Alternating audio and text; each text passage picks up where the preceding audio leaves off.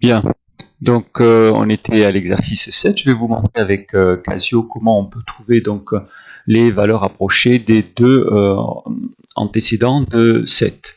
Alors, on a donc la calculatrice ici. Donc menu, on va aller à graphe. Et dans un premier temps, en Y1, ici, là, on va rentrer cette fonction. Alors, parenthèse, on va rentrer 2, x. Alors le x, c'est lui, c'est cette touche-là. X puissance 2 plus 4x, on ferme la parenthèse, on met à la puissance 2 et on fait plus 2. Voilà, j'ai rentré ma fonction.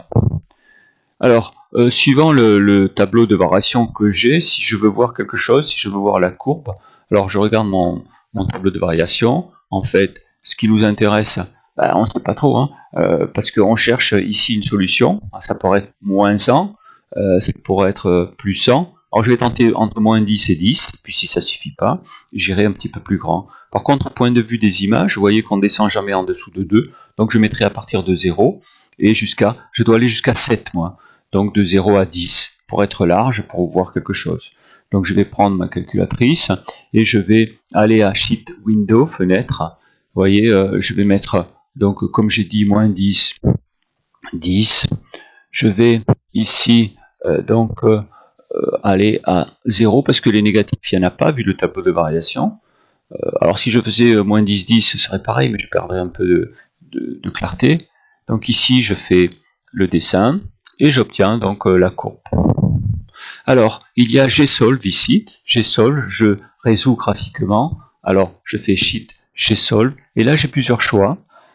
J'ai les racines, j'ai le max, le min, et ce qui m'intéresse, c'est ça.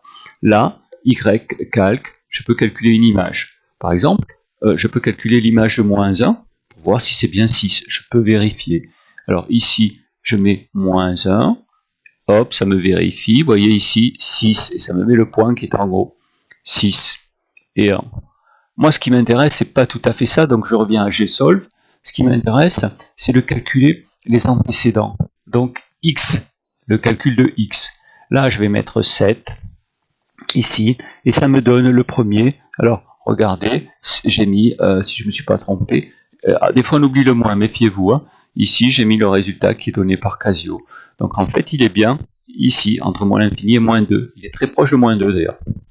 Et puis pour faire l'autre, je fais ici, et j'obtiens 0, 4, 5 et quelques, donc il est entre 0 et plus l'infini. J'ai mis les nombres là. Voilà comment on peut se servir de Casio.